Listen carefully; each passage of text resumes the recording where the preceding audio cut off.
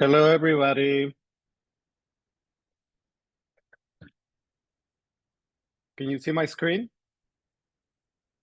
Yes. Okay, I think we'll go ahead and get started.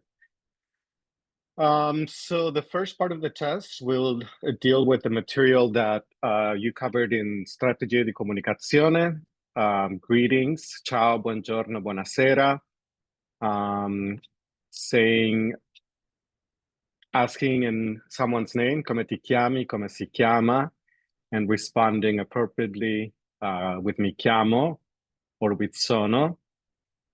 It's pretty straightforward. I will show you here in a bit what the actual test looks like. Basically, you'll just have some of these expressions and you have to put it into appropriate context.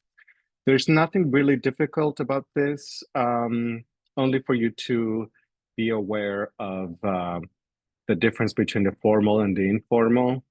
Um, when it comes to greetings, buongiorno and buonasera are considered kind of formal, and ciao is obviously informal, although the rules are a little bit more complicated than that. But for our purposes, that's enough. And of course, the same thing will come for the greetings, which are at the end of this section, ciao and arrivederci. Ciao being, of course, informal, arrivederci being more formal.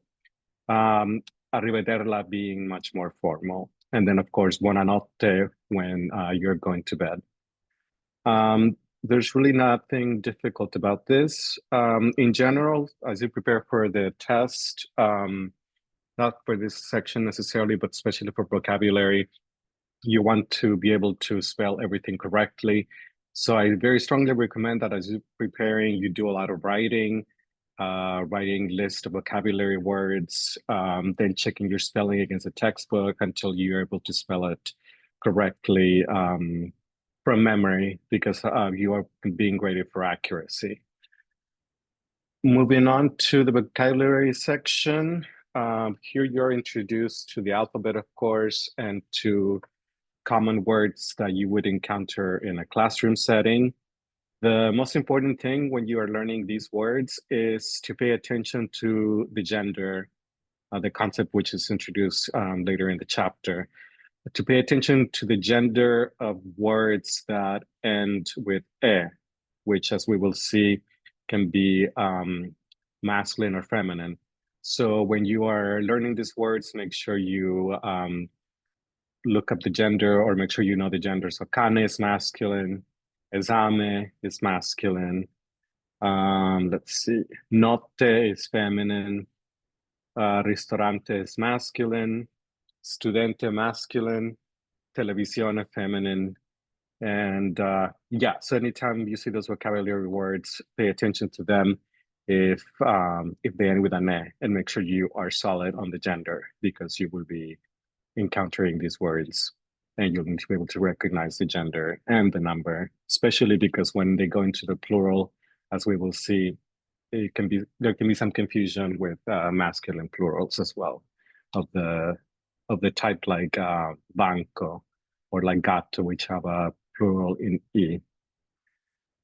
A little bit on pronunciation. You will have a section where you will have to listen to a recording of words and you'll have to write them out.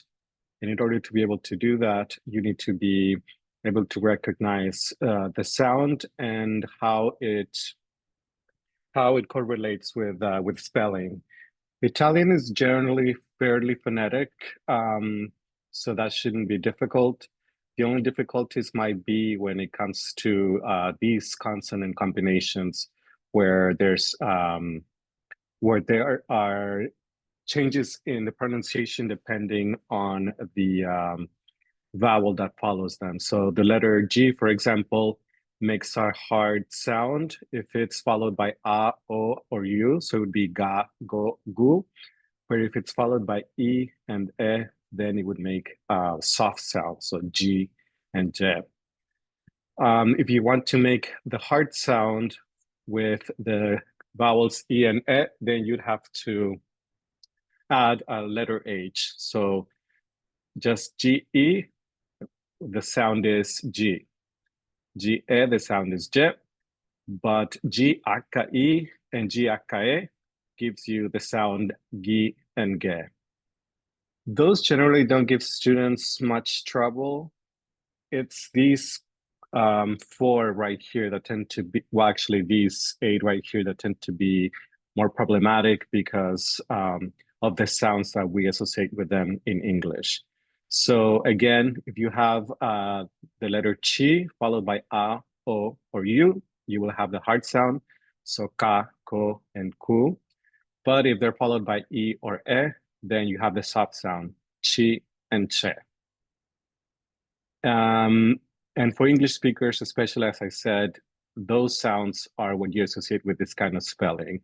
But this, as the case with the GHI and GHE, are going to be hard sounds. So chitarra with chi and che as in perché. So again, chi, chi, che, che, chi, chi, and chi, che. Same thing goes, same principle applies for this combination, the SHI. It's hard if it's followed by A, O, or U. So you would have ska, sko, and sku, but it's soft if it's followed by E and E. So you would have she and she. And again, to make this sound hard, you just add an H, but that looks like a different sound in English. So you have to be careful. It's ski and ske, as in these two examples. Other than that, some tricky sounds are this one, which is spelled G-N. It is pronounced ñ, like the lasagna. So think of that word when you're spelling. Think of that word when you are thinking how to spell that sound.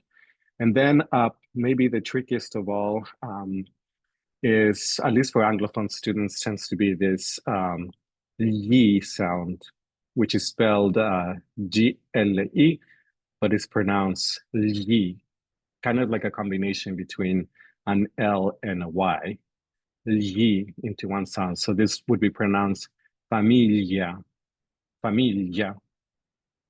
So, so here we have some examples of academic subjects where we can see how those are pronounced. To give more examples, for example, this word química, and here we see the hard sound with the letter aka and the i, ki, and the hard sound, which is normal with the a, química. Or for example, here, here we see the SHE sound, scienze, and the CHS sound, politiche. So be vigilant when you're spelling those sounds. And to refresh your memory, you might want to go back to those video lessons that are linked on the course schedule and that were also part of an activity on Connect, where you have a long explanation, a more detailed explanation with some examples, with further examples. Other than that, the letter Z can be kind of tricky to pronounce. It's pronounced generally like in the word pizza, so not at all like the letter Z in English. So for example, the name for the city of Venice is Venezia, and is spelled with zeta here, Venezia. And if it comes at the beginning of the word, as in the word zaino, it's pronounced kind of like a combination of D and Z, so zaino, zaino. But other than that, as I said, Italian pronunciation is rather straightforward. Another thing you want to pay attention, at least be able to notice when you are listening to a word, the difference between single and double consonants. So we have the word capelli, and we have cappelli, with the P sound being double, which kind of gives it a stop, cappelli. Or in the case of voice consonants, like the consonant N, we have nono, if it's single, or nonno if it's plural. Or in the example, dita and ditta. This is not super important because there's so much variation in pronunciation according to geographical location in Italy. So regardless of how you pronounce a word, if the sound is basically correct, you will be pronouncing it correctly in some part of Italy. So there's really no single standard way to pronounce Italian, or there is, but you have to, people actually would have to study that to be able to learn it. So actors and people who work in television will have to take diction courses to be able to speak a version of Italian that doesn't otherwise exist, except in theory, because everyone in Italy, many people still speak two languages, so Italian and whatever the local language of the cities and even the small towns where they come from. And those influence each other, so you'll have a pronunciation that basically tells anybody where you're from. So that's about it for pronunciation. Let's go on to more vocabulary. Here we have the vocabulary for the days of the week. As you see, the days of the weekdays are accented on the final vowel. So the pronunciation, the stress when you pronounce a word will fall on the last syllable. So lunedì, martedì, mercoledì, giovedì, venerdì, they're all masculine. And the word for month also is masculine, il mese. And for the weekend, we have sabato, which is obviously masculine, and domenica, which is obviously feminine. Italians really just use the English word. Weekend is very rare to actually hear il fine settimana. Italian in general borrows a lot from English and from other languages, but primarily English. The next section of vocabulary are I mesi and le stagioni. So again, you want to be able to spell the names of all the months correctly. And you need to be able to spell the names of all 4 seasons correctly, as well as to associate them, so match them up, which months belong under primavera, which ones under l'estate, l'autunno, and l'inverno. So again, we have another e noun, l'estate, which is feminine. And the other 3 are obvious. Tricky pronunciation for the months marzo, so with that Z sound pronounced like the Z in pizza, marzo. Maggio, again, we have that GE sound, and especially giugno. So we have here the GN pronounced like in the word lasagna, giugno. And another tricky one is luglio, with that GLE sound, luglio. So be aware of the pronunciation of those months and of the spelling, how it relates to the spelling. Then we move on to numbers. So the number, this number is helpful for the pronunciation of the letter C, as I mentioned. When it starts the word, it's generally pronounced like a combination of G and Z, so zero, zero. Other than that, the sequence between 11 and 20 tends to be very tricky because of the pattern changes. So you start with 11, 12, 13, 14, 15, but then it changes at 16, which here there's a typo. So at 16, no, sorry, it doesn't change there yet. So 15, 16, and then after 16, it changes to 17, 18, 19, and then of course 20. And especially be aware of the spelling of the numbers 14, 17, 18, and 19, which have the double consonants, 14, double T, 17, double S and double T, and 18, double T, 19, double N. And notice how the dicia in 17 and 19, it's not there for 18, it's elided. Then after that, the numbers are really pretty easy to form. So essentially, you just drop the last vowel of the number. For example, 20 here, you drop the E and just add the other numbers, 1, 2, 3, and so on and so forth. Just a couple of things to note, of course, you drop it only when you have a number that starts with a vowel. So we have uno, it's not 21, just 21.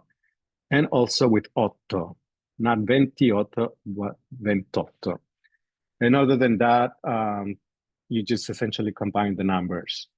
When it comes to spelling, the numbers ending with tre will always have an accent. And the most common accent in Italian is the other one, it's not this one. Tre is one exception where you will have the accent going in this direction. And another word that we saw before, perché, is also pretty common. But normally you see this accent going in the different direction as in the verb e. For your purposes now, you essentially need to be able to use the numbers, I would say, up to, let's say, 2025.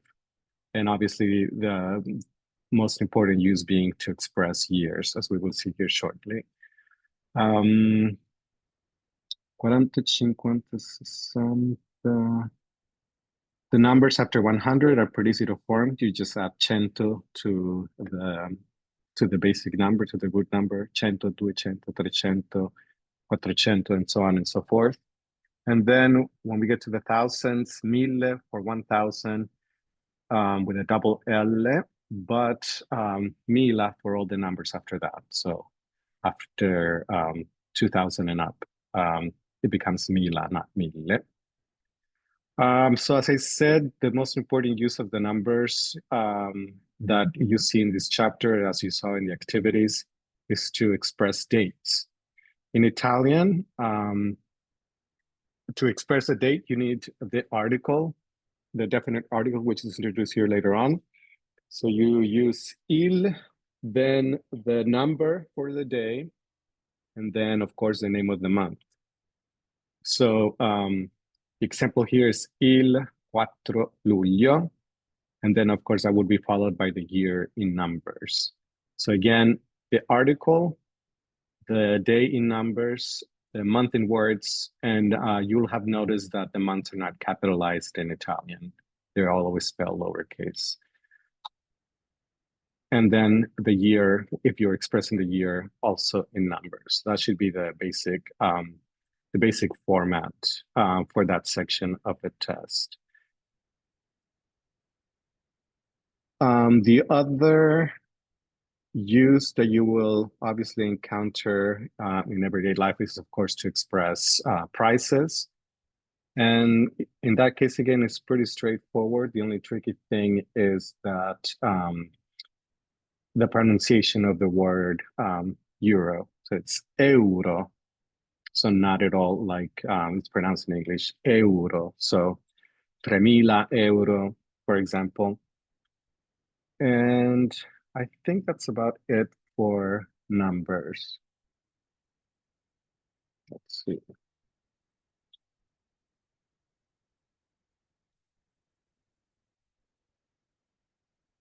Also, of course, to express your age, you would use numbers. So to ask someone's age, quanti anni hai? And notice that the H is silent in Italian, and the reply would be o, and then the number, of course, and then the word for anni, which in Italian has to be expressed. So, ho 20 anni in this case.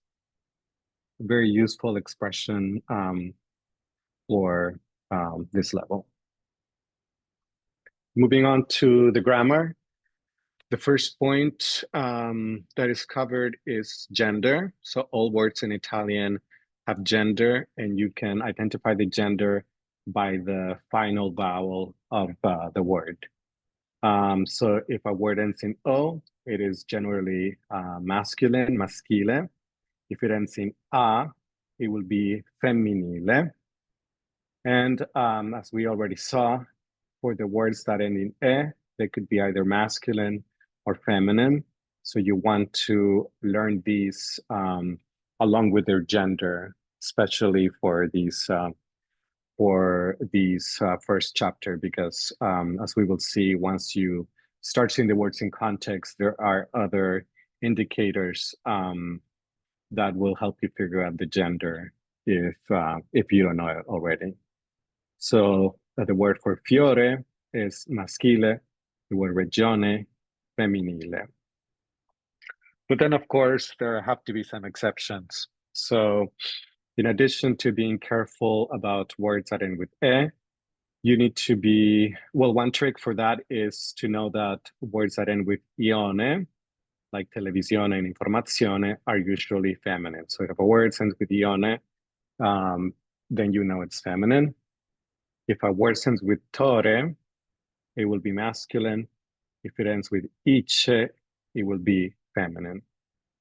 And these are some examples of words that have kind of similar but yet different forms. So attore and attrice, dottore and dottoressa, professore and professoressa, studente and studentessa, with the last four obviously being very important for an academic context. So you want to learn those quickly. And another hint, words that are borrowed from English and words that end with a consonant, they are usually masculine, although sometimes it retain the gender if it's from another language that has gender. And then trickier still are these words are frequently abbreviated in their full forms. They don't really present any problems except for automobile, which is feminine, because it's an E noun, but it's feminine. But the other ones don't present any real problems except when they're abbreviated. They will seem to be from a different gender. So photo, you see the O ending and you think it's masculine, but it's feminine because it's fotografia is a full word. Cinema is another one that students always have trouble with. It looks feminine, but it's masculine. Moto and auto look masculine, they're feminine.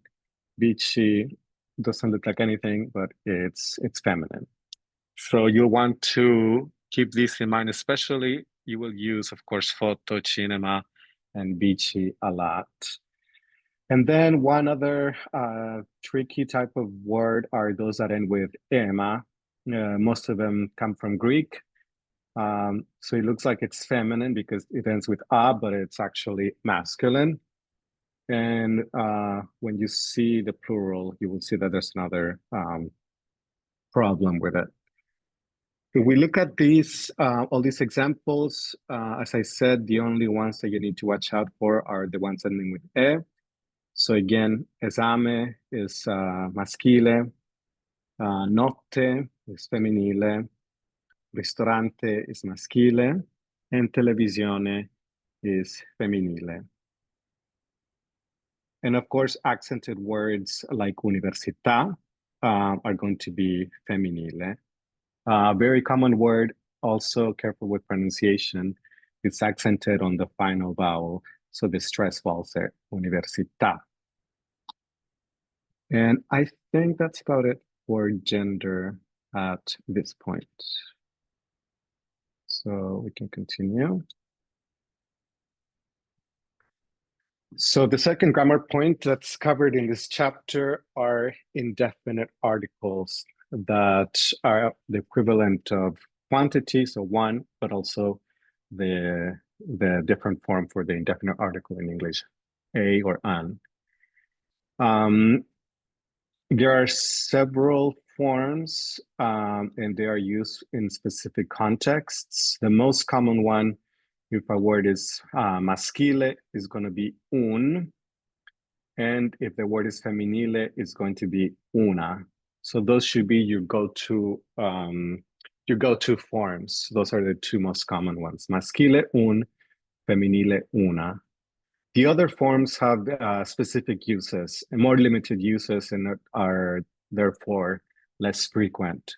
So in the case of maschile, we use the form uno only if the word that follows it starts with a combination of S and another consonant. So in this case, studente, uno studente, or if it starts with the letter zeta. So in this case, zaino, uno zaino. But again, the most commonly used is going to be un, because it's used if the word starts with vowels, as in these examples, or all other consonants besides these, the combination S and another consonant, or zeta. Femminile, again, una is the most common form that you will use. You'll only use un with apostrophe if the word is femminile and it starts with a vowel. And notice how for maschile, you don't have a form with an apostrophe, even in the case of vowels. So don't confuse that. That's also a common mistake. You have the un with the apostrophe only for words that start with a vowel that are femminile. And I think that's pretty much all you need to know about articles. As I said, once you start getting the words in context, then you are able to determine the gender in most cases, even if you don't know the word. So you see informazione. If you didn't remember that ione words are femminile, when you look at the article, then you know it's femminile. Or you see here, for example, errore. If you don't know the gender, by looking at the article, you know it's going to be un errore, so therefore it's maschile.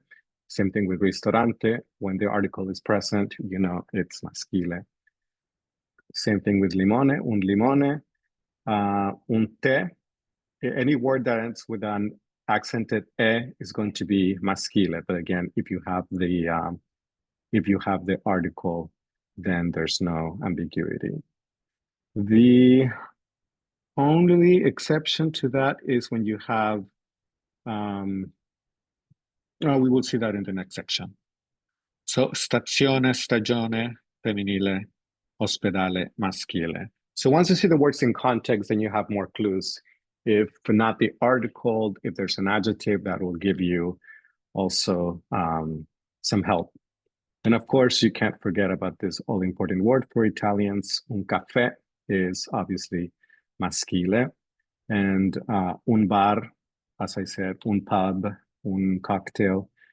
Words that are borrowings from English are typically maschile.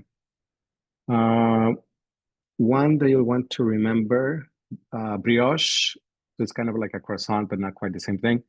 This one is it's borrowed from French, so it keeps the gender it has in French. So una brioche.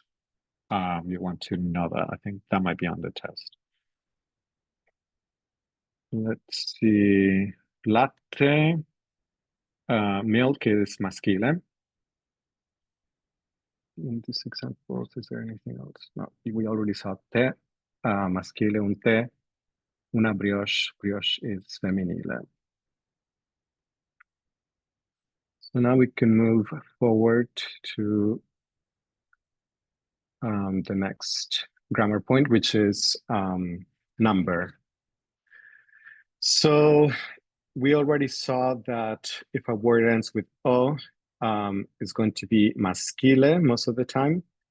And to make it plural, you change the ending to e. So we have ragazzo, plurale, ragazzi. And here is where it starts to get tricky, as I mentioned before. The nouns that end with e, which can be masculine or feminine, form their plural with E. So students, when they start learning Italian, they will automatically assume that the O ending is maschile singolare and the E ending is maschile plurale. But as you can see here, that is not always going to be the case, because it could also be a feminile noun, a plural feminile noun, if it is one of the nouns ending with E. And this gets even more complicated when you add in adjectives, which have also similar ending patterns that when you combine them all together, make Italian quite difficult, as opposed to a language like Spanish that have that make the plural with adding s, and so it's very easy. But Italian, you have all the words that end with vowels typically, so pronunciation is challenging, as well as just grammar in general, because of these endings that overlap. And as I said, students always assume that the E ending is masculine plural, and that's not always going to be the case. As for words that are feminile, that end with I in the singular, in the singolare, they will end in E in the plurale. And again, here you see another overlap, because when students see the E ending, they will assume that it's femminile plurale. But of course, we know that it could also be maschile or femminile singolare. So a very challenging aspect of Italian. So you always want to be very vigilant, especially when you do, for example, the writing, the compositions. You always want to go through and check your noun endings and eventually your adjective endings to make sure that they are correct, because they would not always match, as we will see in the next chapter. Words that are abbreviated don't change in the plural. So una bici, due bici, una foto, due foto, una moto, due moto. Abbreviations are going to stay, they are invariable. And as I already mentioned, problema is going to be a problem, because it's masculine, even though it ends with a, and its form in the plural ends with e. So problema singolare, problemi plurale. And as I mentioned, those are any of the words that end with ema are going to follow that pattern in terms of both the form and gender. Now,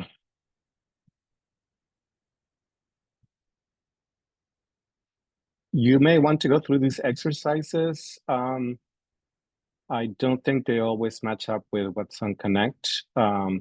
Even if they do, this is another opportunity for you to practice. So go through these exercises I recommended, and determine the gender, or make singulars plural and plural singular.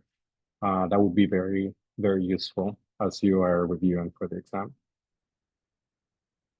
And that is about it for this grammar point.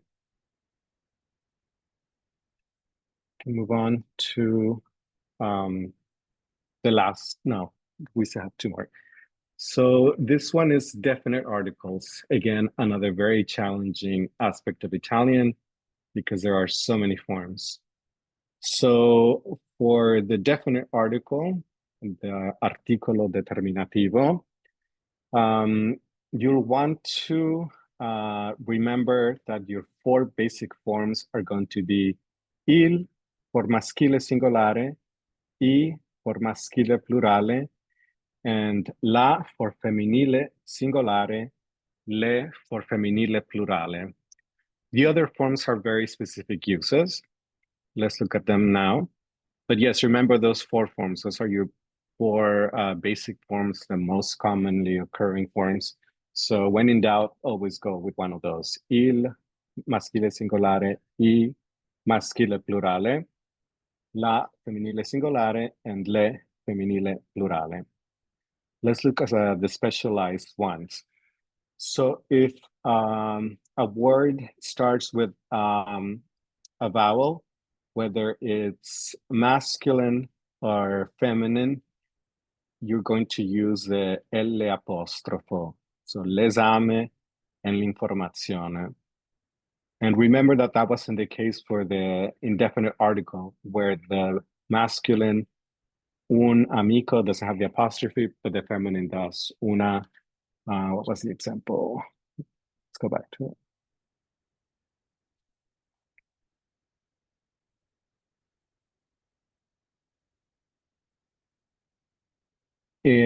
Yes, you'll see un animale, un inverno. In the masculine, it doesn't have the apostrophe, but in the feminine, it does. Un'estate, un'amica.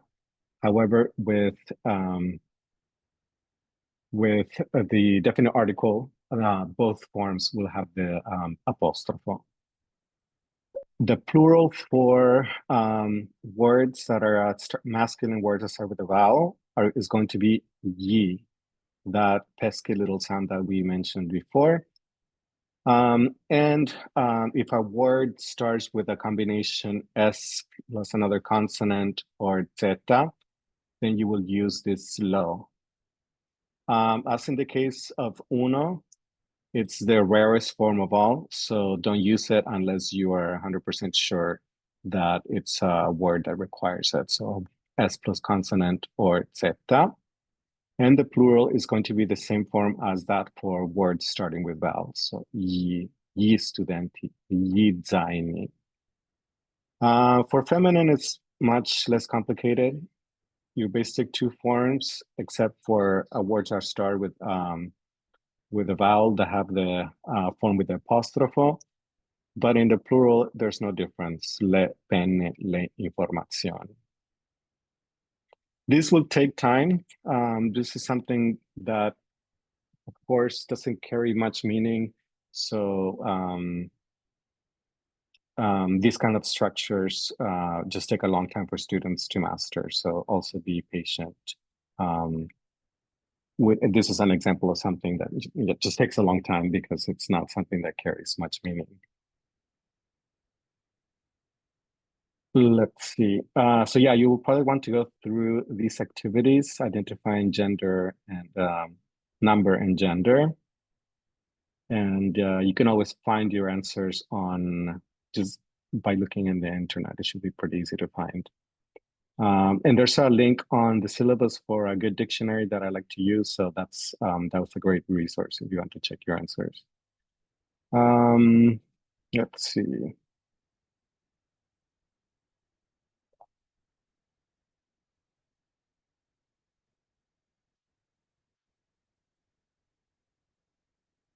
I think that's about it for your articles as well. Where is my...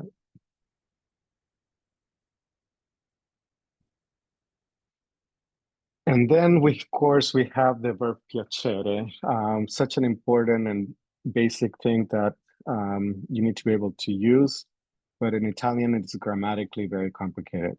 Here is introduced with just its most basic use.